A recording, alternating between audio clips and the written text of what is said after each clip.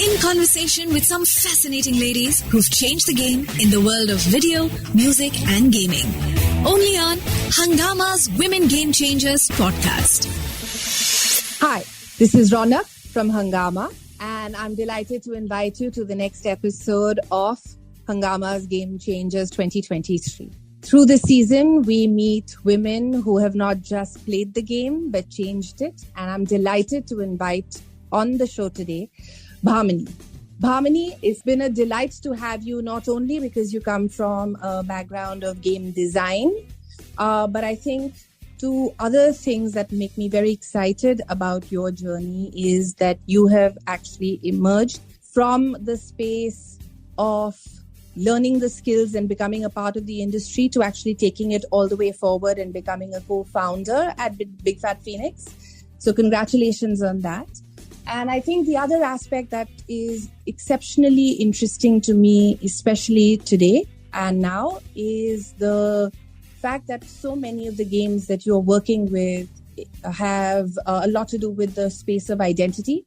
And I think digital identity is one of the hot button topics these days. So welcome on our podcast, and thank you for sharing the learning. And it's delightful to have you with us. Thanks, Rana. Thank you for inviting me. And right at the top, huge thank you to Hungama for, first of all, having this initiative of the Women Game Changers and recognizing me for it, because it's a fantastic community of women. And I think that with the right mentorship, I know I had good mentors. So with the right mentorship, I'm sure that there's no one who, I think women will stop at nothing. So right at the top, I appreciate that. I'm excited to have this conversation. No, that's exactly the idea and the reason that we decided to do not just the podcast, but just the awards to celebrate different the success of different women in different fields across entertainment. I'd love to understand how you fell into gaming, because I find a lot of women who have reached the levels and successes that you have, for few of them, gaming was an intentional choice. For a lot of them, they fell into it. So which was it with you? I mean, in retrospect, everything is always a very clear path, right? But that's true. I've always loved video games. I have an older sister. Both of us would always play video games together. But as I grew up, it never seemed like a viable job, right? This is think back to 2008 and 9. There weren't that many people working in video games that I knew, at least. Then my older sister actually found her way into working at Zynga. So suddenly I realized that could be a thing, right? That video games were a real job. Because you never really think about that kind of at least let's say 15 years ago, you wouldn't think about that opportunity in India. Right. School or parents, when they were concerned, they'd say, stop wasting your time, do something useful. Things like video games and comic books are actually the most useful things I've done at this point. That kind of opportunity I wasn't aware of back when I started. What I knew I wanted to do was I wanted to create meaningful entertainment. So entertainment, whether you like it or not, doesn't just reflect what people already think. It shapes how people think, right? So, Hungama, you guys have a lot of responsibility, right? A lot of power, great responsibility, very Spider-Man. Because if you watch an episode of Friends, you start to assume that everybody in New York City is white, right? Because that's just the representation there. Yes. When you watch Kuch Kuch Hota Hai, you have this construction in your mind of, hey, this is what the kind of girl you need to be to finally get Shah Rukh Khan's attention or a boy's attention. If you're the tomboy, you're not going to get it. So it creates this kind of mental modeling. But video games are probably, in my opinion, the most powerful way to create it, because it's interactive.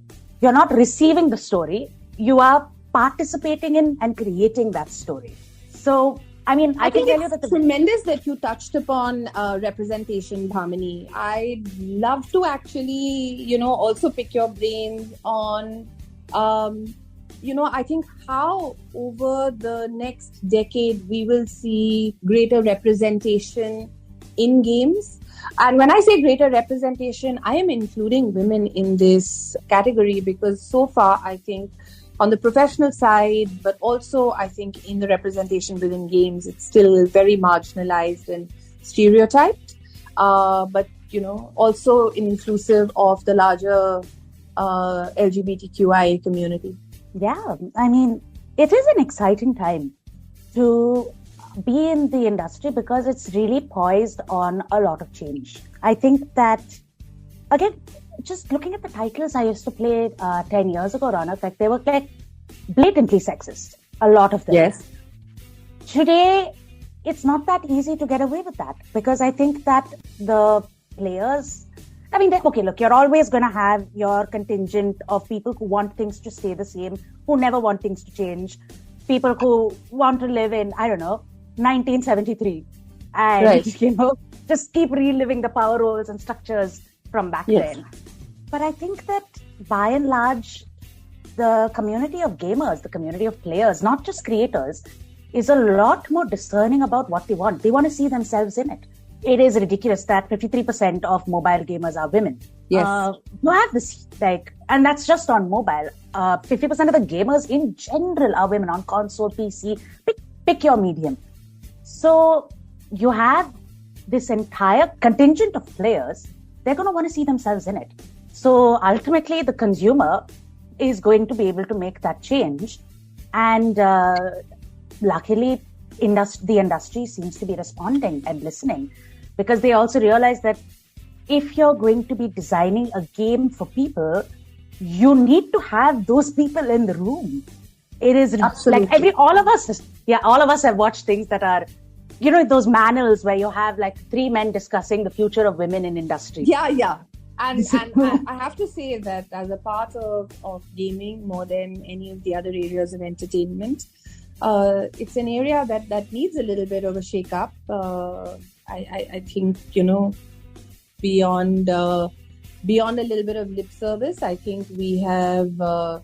and so that's why I think it's really important not just to celebrate and amplify the women who are doing it and doing it well, but also, Bhamini, tell me a little bit about the skills and then the training and the actual hard work and discipline kind of that goes into making the transition from being a gamer or a casual gamer to actually looking at this as a serious possible profession. Mm-hmm. I appreciate that you did draw the distinction between gamer and profession because their universes apart. But being a gamer is an essential, if you don't like playing video games, don't work in them. Just straight off the bat. But I know it sounds obvious, but you end up working with people who are just, sometimes it's okay to find your way into a space because you always liked it and you gravitate towards it. Sometimes it's just, hey, it's a job. I'm going to show up.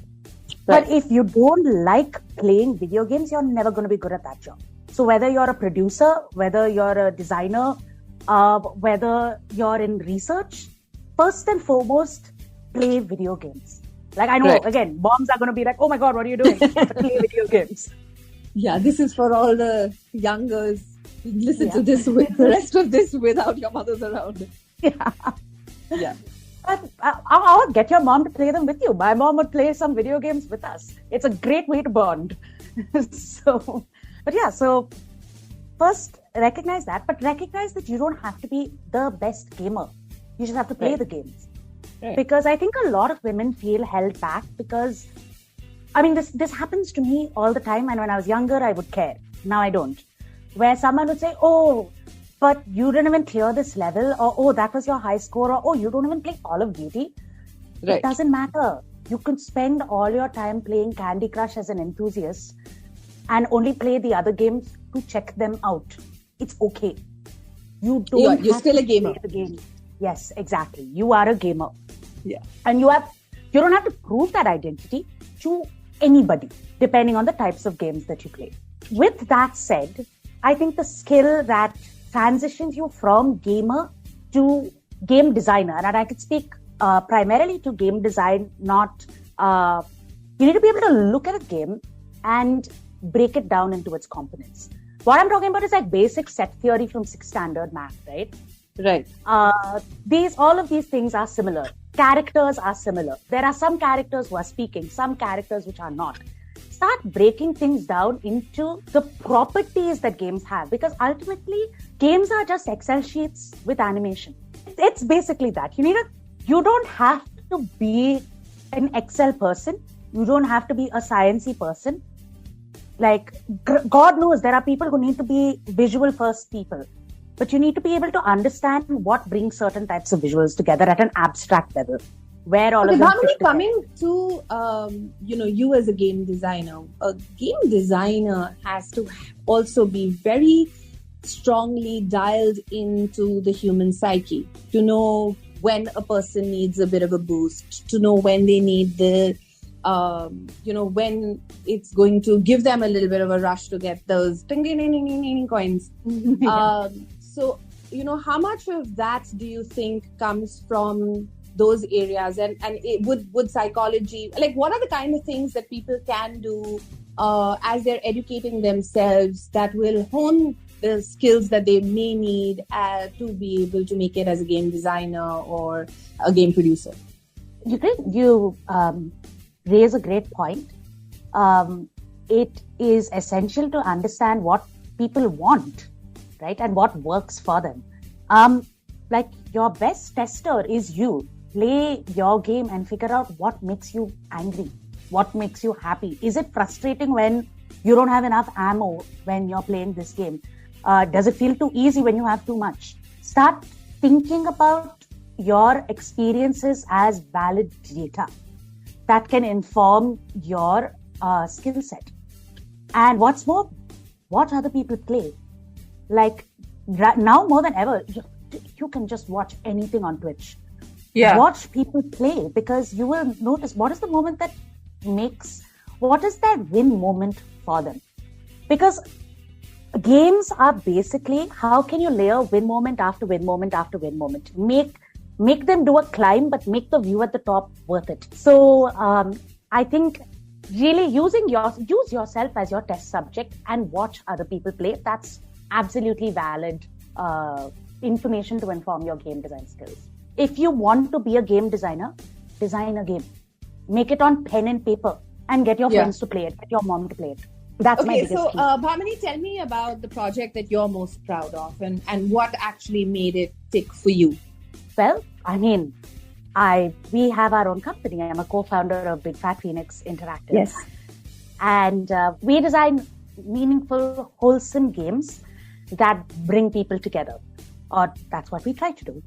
And I'm really, really proud of the product that's available on Android and iOS right now. It's called Fairside Stories. Yeah. And it's a collection of games for kids in those preteen years, right? Like 7 to 12, which are meant to reflect on and have kids think about core universal experiences like integrity, kindness, thoughtfulness, and pragmatism. Video games are this great medium to have kids experience all of these different behaviors as well. And it's a space where they can play with these different experiences. If Minecraft is a sandbox for building things, we are trying to build sandboxes for emotional experiences. So that for me was the most interesting part of it. Tell me, Bhamini, this is something that that I get mixed reactions about in the entertainment space, and it's work culture, whether it's the bro culture, the boys clubs, the invisible walls, the self-inflicted imposter syndrome. Have you experienced any of this? How do you kind of talk yourself up and out of these situations? Well, I'm pretty sure, I mean, I might be generalizing, but I think any woman who works in the entertainment space will experience some degree of bro culture. Right. Or in any space, right? I can only speak for us. That said, I mean, and yes, it hasn't always been a great experience, to put it mildly. Aside, there are always, like we started at the top of this conversation, right? Like there are individuals who are always going to be questioning your credentials just because sometimes as people of minority in that space, you constantly have to prove yourself as worthy of being in that space. So you'll find a lot of women sometimes in games. Sometimes they come on really hard there, so they have to be the broest in the room, you know. Yeah. So it's a thing. There is a clear bros club that does sometimes form also because I think consciously we don't want to be in a room where we don't find their humor funny, right? You're absolutely right. Whether it's credentials, whether it's they won't take you as seriously, but I feel like it does happen. Oh yeah. I think hard relate. I think the single most important thing is more women in leadership. Our team right now, I think 75% of our team is women. 80% of the senior leadership is, and it's an anomaly, right? But that is an anomaly, yes. Yeah, and it shouldn't be, because if the genders were flipped, it would just be like business as usual. It's a Tuesday, right? Right. Yeah. More women in leadership, and I can speak to that like directly, right? At my first job, I felt harassed by someone I worked with, but I didn't know a woman in leadership that I could report this to. I didn't feel like it would be taken seriously, so I quit. And no regrets, right? Like I moved on to bigger and better things, but no one should have to quit for those reasons. Agreed. So you need to have women in leadership. We fought this fight, so we hope that you don't need to. That, I love that. I have actually heard women say, oh, we have fought this fight, so why can't they? Right? It is possible to overcome it.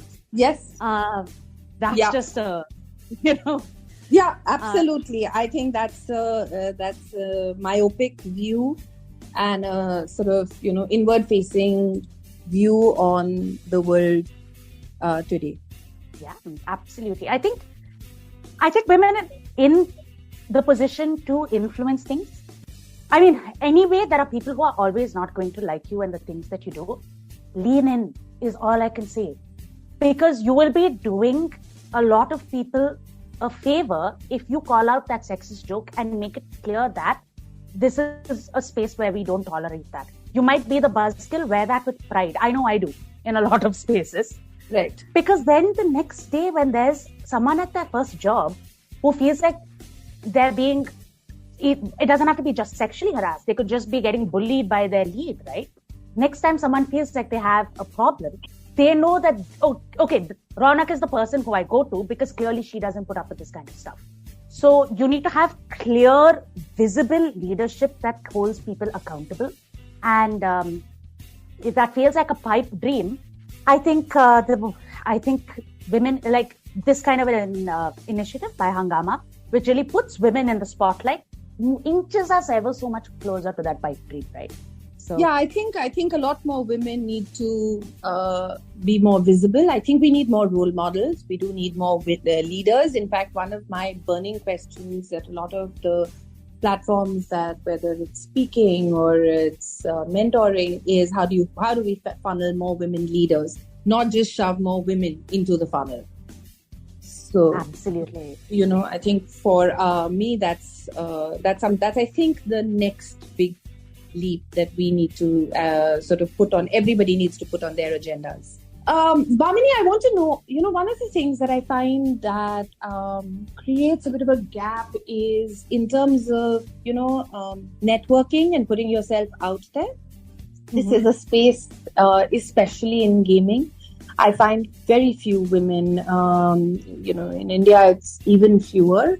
And now they are the usual suspects. But there are very few women who, are taking the speaking assignments, who are willing to be on, putting themselves out there in a panel, attending conferences, knowledge sharing, whether it's to receive or from a point of view of giving. How do you stay connected, and what advice do you have for people getting into the space on how they can use networking to get their foot in the door?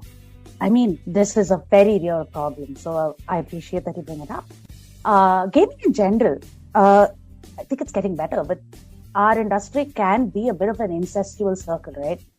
I have heard from a lot of people that it is difficult to even get a foot in the door if you don't know someone who's already doing the same thing, right?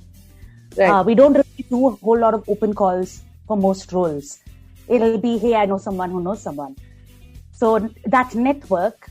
Gaming is a village. Yeah, absolutely. And I've definitely seen what you're talking about. Women aren't necessarily showing up at things. I don't know if women are always invited to those things. Like there are those, I think I heard once from someone on IGDC a few years ago. I pointed out, hey, why aren't the Indian Game Developer Conference for any listeners? I did question why there weren't as many women speakers. And the response I got really put me out because it was, hey, no, we just want people of a certain quality to have arrived before we have them. And you've heard this clearly, right? Yes.